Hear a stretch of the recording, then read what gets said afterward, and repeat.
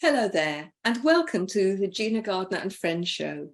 And today I have a lady who has over 25 years experience in show business, started off as a dancer, has become a TV producer and creator of the most amazing program, which is called Miracles Around You.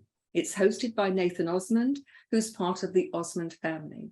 So without more ado, I'd like to introduce you to Christina Morciling. Christina, a huge welcome to the show. Thank you, Gina. I'm so happy to be on your show. I love it. I think it's wonderful. And I'm really excited to be here and talk to you. That's brilliant. Let's start off by talking about your story, your 25 years in show business. How did it begin and what did it involve?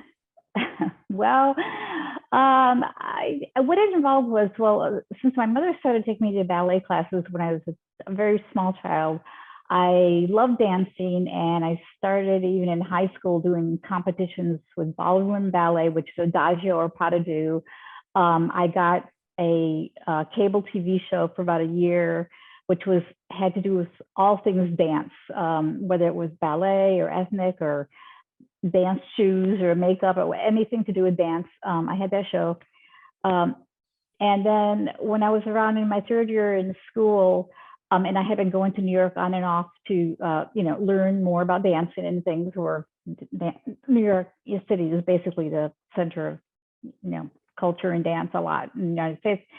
So someone there came in and watched me dance in Michigan, and they invited me to join their dance troupe in New York City, but I'd have to go live there. So I left everything in Michigan, and I went to New York to join the dance troupe and, fulfill the dream of my heart, which was to be a dancer, which I never really considered a real profession.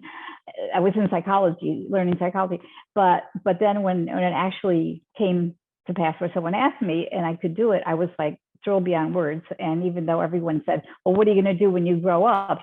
I was like, I'll find something. I don't know. But I just sort of like had to dance. I just had to do it. And I loved it so much. And I did get involved in some film and TV early on while I was dancing, and started creating, some ideas for shows and things, and doing research and all that kind of thing. While I was, even dancing. So it was all kind of mushed together. I had a wonderful experiences there. Yeah. I danced at Lincoln Center, Carnegie Hall, Town Hall, City Center, all the major dance concert theaters. So my profession was excelled because I had the opportunity because I was in New York City. So yeah, what an amazing chance that was. That just think if you had decided to stay at Michigan and stay at the university studying psychology, life would have been very different. Yeah, it would. And and I always thought, how am I going to learn really wonderful, amazing things or help people or do anything if I don't do that? But the most miraculous thing happened from dancing, and what it was is that actually there was a girl there that was in my classes very regularly who memorized things in a snap of a finger. Now, everybody in dancing and a lot of professions have to have a good memory, and dancers have good memories. You have to follow choreography and to do everything. Actors, singers. Well, this girl just for some reason was able to just memorize in an instant. So I stood by her for a couple of months, and then I figured out what she was doing was she was taking pictures of lines and forms in her mind as soon as the instructor did those pictures. I mean, those movements, those choreography movements. She was like snapshotting in her mind, and that's why she didn't have to think twice. She just took pictures, and that's how she had this memory, is the photographic memory. Well, I figured out how she did it, and I did it, and I got it. And it lasted throughout my dance career and up until a few years after my dance career. So I read like a fiend. I mean, my apartment looked like they called it the second New York City library. It had high ceilings, and I just had thousands of books. I read everything voraciously. I had someone who actually sponsored me. So I got to learn a lot about a lot of subjects that I really liked, even though I studied a lot about psychology and other things. But I wasn't like, I didn't get a PhD in anything or anything like that. But I at least did get to, get that desire to learn And also some of my other, things that I wanted to do got fulfilled through this odd way of this thing happening through dance, amazingly. Isn't it Yeah. interesting that when you're doing something that you love and you're passionate about, Yeah. it's so easy then to get into flow, to find things happen easily. Whereas when you're doing something because you think you ought to do it, rather than because you love it and are passionate about it, it rather feels like driving a bus uphill without an engine. That's exactly right. That's exactly the way I feel about it. And that's positively the way, it happens. And I think that is the way it should happen. So I think you're 100% right. Yeah, I agree with that totally. Many people think of a dancing career being a very limited one in terms of longevity, because your physicality is required and that it's a young person's game. But yeah. You've actually been in the business a long time, and you've adapted and grown and found other outlets. And I think that's a huge lesson for people who are listening is, that if you're living your dream and you want that to continue, then it's about being flexible, not literally, yes, literally, as metaphorically, flexible about what you do and what your approach is going to be. So I'd love you to share with us, from that point where you were dancing and mainly a dancer, how did you transition into other things? Well, you know how they say America is a land of opportunity? Well, I say New York City is a land of opportunity because in a way, I'm sure, where you're from, you have, special things going on there too, but, it's a real center for culture and diversity and all kinds of things that you may not find somewhere else. It's kind of the people that I met there and the things, the opportunities that came along because of the people that I met there just had it so that one thing unfolded to the next thing, to the next thing, to the next thing. I actually had a dinner on a regular basis when one of the most famous directors in the entire world, actually in America certainly, used to come into town after he had retired, working with Steven Spielberg and the Kennedy Marshalls and Lucas doing Star Wars and Indiana Jones. He was retired, but he came to New York. I had dinner with him always, when he stayed there, and we talked about a script that I have worked on. And where else would that happen? I met him through another show I was working on because I knew about the research behind the show. And this became a primetime NBC special. But again, now this show was in the can, it was done, it was an amazing show, but no one could get anywhere beyond a secretary, we would say then a secretary, an admin, to get to anyone like at NBC or ABC or anything like this. Well, when they met Robert Watts, this guy who I'm talking about, who I had dinner with all the time, who was just the most brilliant, fascinating person. He was a British man, by the way. Do you know the name? Robert Watts at all? Well, if you look at the Indiana Jones or Star Wars series, you'll say his name right along Spielberg and Lucas. Is Kennedy and Marshall, Robert Watts, right there. He wasn't like an on, off. He wasn't on the side producer. He was the main of the three producers, one of the three main producers. Yeah. So anyway, Robert Watts made one phone call to NBC, one phone call. And within 2 weeks, their show was an NBC primetime special. And within 2 weeks after that, Charlton Heston was the host of the show.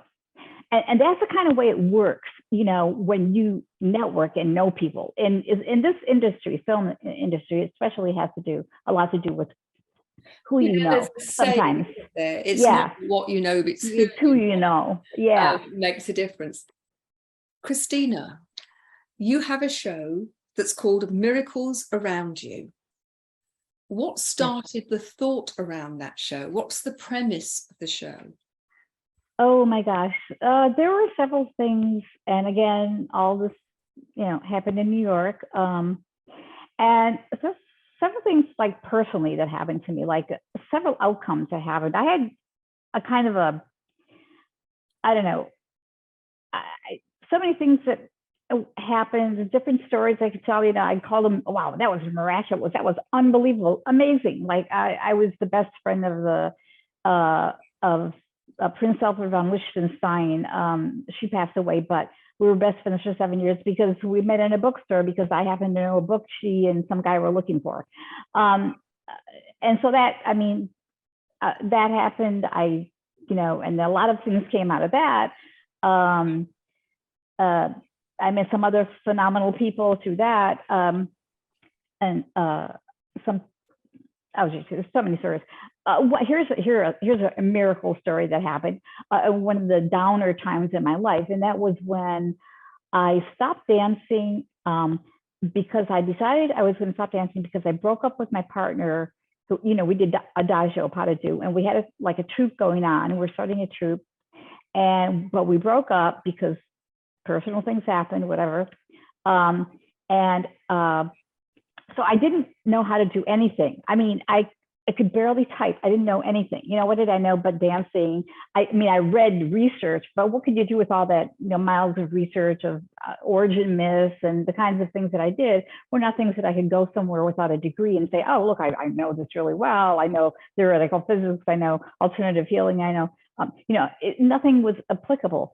So I got a job. The first job that I looked at was a job as a receptionist in a place in Wall Street. So I went to Wall Street and I said, oh, I'm applying for this job as a receptionist. And you didn't have to do anything but sit there and smile. And, at the time I was young and pretty enough so that I could just sit there and smile. So I just did. So I just sat there and smiled. So within a week or so, one of the vice presidents came walking by and she said, oh my God, aren't you so-and-so who danced with my famous partner at Lincoln Center, Francois Zoni? He was a famous adagio dancer. I said, yeah. And she's like, what are you doing here? I'm like, well, I broke up with my partner and blah, blah, blah. So anyway, she got me a job with 2 VPs someplace. And they immediately sent me to computer classes. I didn't know how to write, work on a computer at all at that time. And because of my photographic memory, I aced that class. They sent me to a college course. I aced that one. It was at the top of the course because of memory. Memory.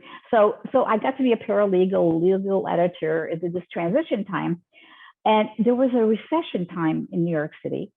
So, and I was doing that part-time, yet I was working on film and TV, my own projects, but I ignored that so much that one day I walked out of this house and I said to myself, oh my God, do I even have my rent this month or any money at all?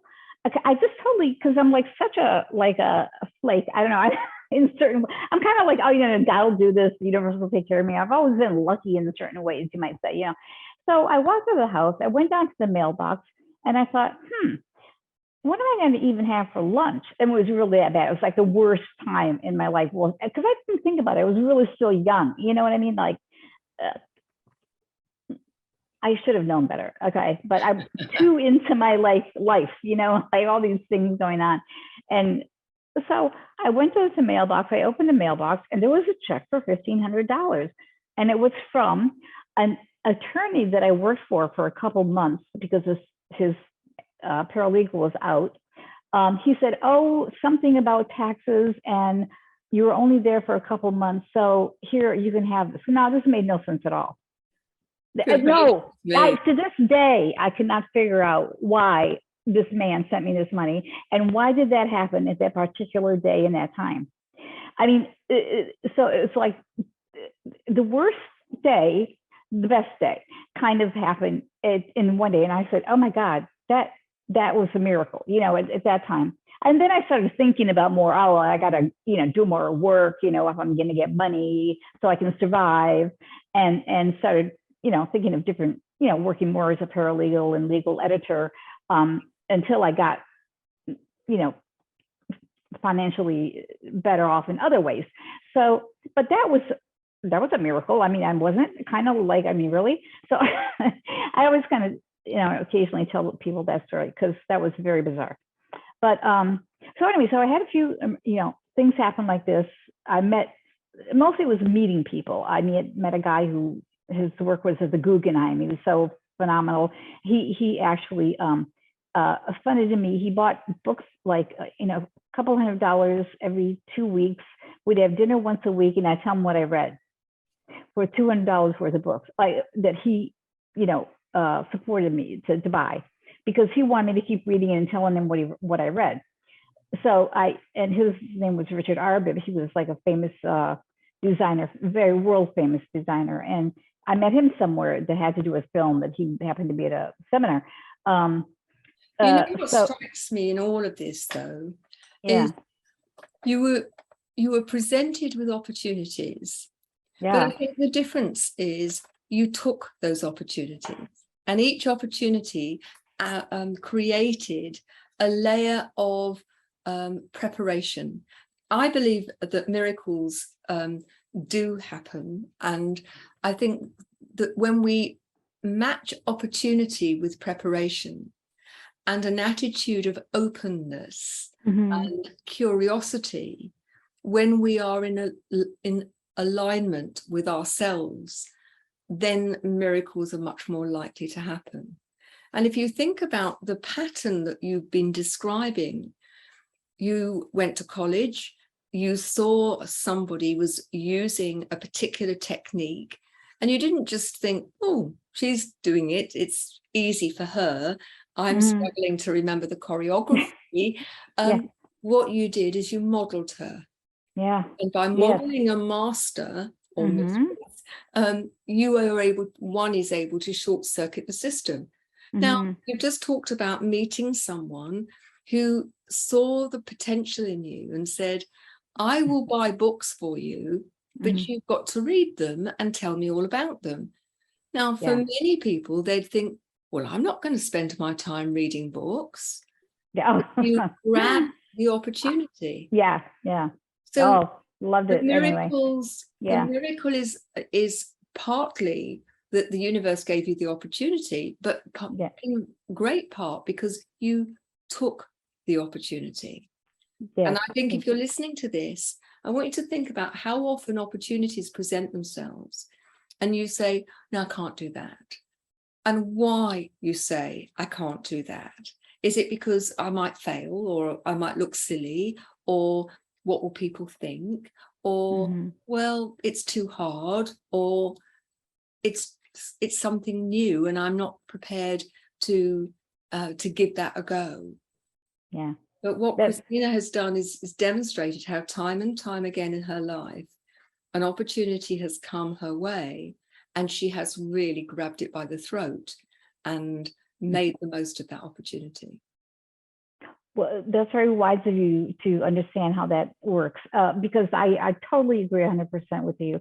And I can tell you're just, you're in the position you're in, you're doing what you're doing because you get this kind of thing. And that's something that not many people get. I don't know your path of getting it, but I know my path of how I got it, but I think these are kind of like things, they're universal truths, and people should know about them. I mean, that's why I wanted to create this show, because I do believe that also that kind of like when you energize positive energy or positive things that happen, whatever you focus on does energize and grow stronger and bigger and better.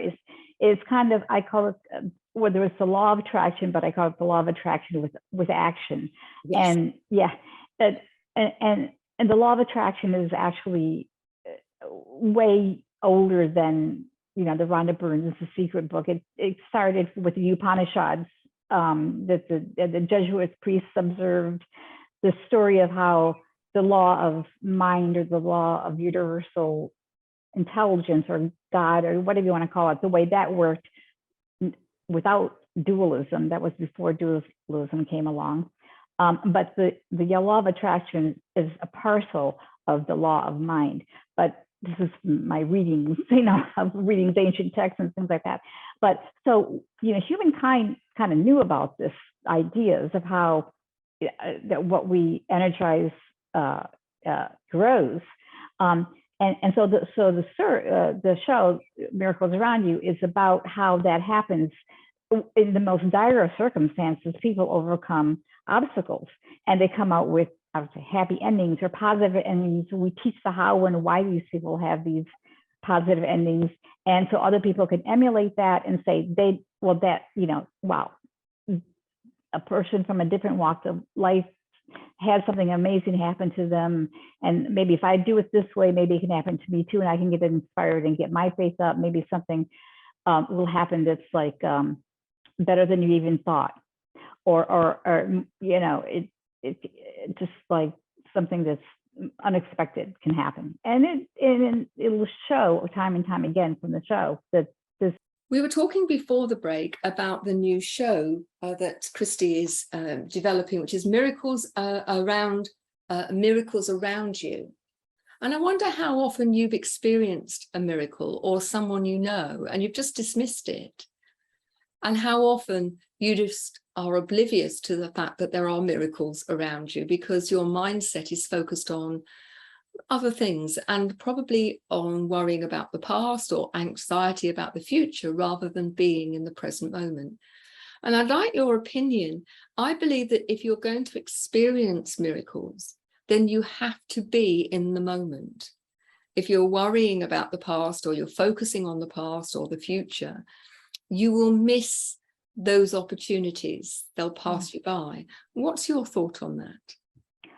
I think that's absolutely true. One of the ways that I like to kind of trigger this feeling of holding on to and understanding, that a miracle has happened is to feel gratitude about something that I might, like you say, I might have passed by. But you know what? Something happened and, oh my God, I just remember it. I asked for that thing to happen, or I asked for that little thing to be found, and there it is. I didn't expect it to be found, but there it is. Thank you, God. Thank you. That's a miraculous, as small things. They could be huge things. I mean, I could start with a lot of examples, but there are small and large miraculous things. But if you wait for, just have a moment of, you could say, mindfulness or whatever, being conscious, then you can actually say thank you, acknowledge this, and realize that, hey, that was a miracle. And they're everywhere all the time. Every day you can find small and large miracles almost every day. There's something to be thankful about, and just find that great thing that comes to our life. So what sort of people have you got on the show? Well, let's see. So the host is Nathan Osmond. He's a nephew. He's a brilliant celebrity in his own right. He's a great person with a big heart. He's totally aligned with the show, and he's a wonderful guy. He's a nephew of Donnie and Marie Osmond, who we all love. I mean, Donnie and Marie. And we have a fabulous producers, Stephen O'Connor from BMG Group, which are also amazing. I've gone through several producers, many, in fact, several in New York. I rejected them all. Finally found someone that I really love.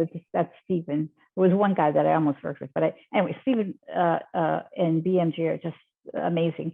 So, as far as the show goes, I've got a variety of subjects. Well, let's see. I've got. Okay, so we've got. So one guy. Here's the show. The story.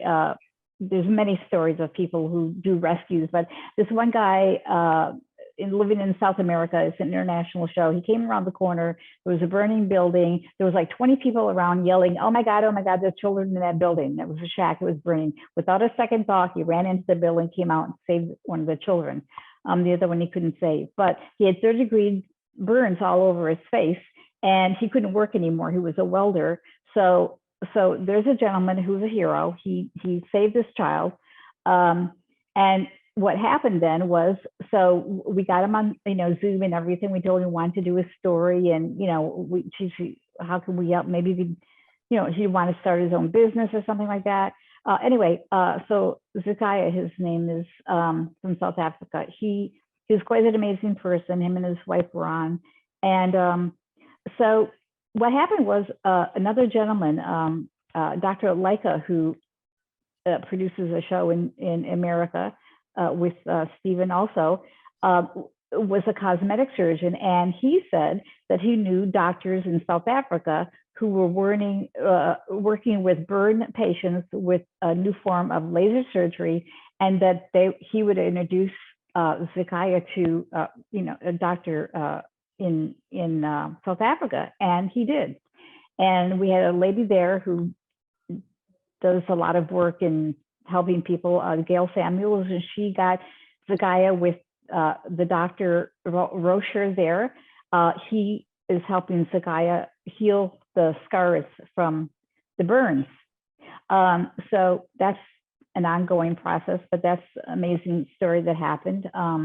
We've got we've got the famous and fabulous Misty Purdue on the show, who I hope she will be a guest on your show one day. She's the heiress to the Sheraton Hotel chain, and she's also married Frank Purdue, the poultry magnate. So she's lived quite an amazing life, but she is the kind of person who was taught and she's a hostess, she's a lecturer, she's an author. She's written like 20 books or something. She was taught very excellent family values and ethics. And so she writes about that. And she also writes about anti-human trafficking, because she's really a proponent, a major voice in the world for anti-human trafficking. And she recently acquired about 70-carat red ruby from someone who gave it to her to donate to the cause, because they said, well, the cartel, aren't you afraid of the cartel, like walking around asking for donations for anti-human trafficking? And she said, I don't care if they kill me. If I can get this money for these people, I will. And he got an emperor's jewel and donated it to the cause for human trafficking. That's one of the, yeah. I mean, do you want another? I have a million stories. Sorry. There's lots of stories, but we've run out of time. Where can people contact you, Christina?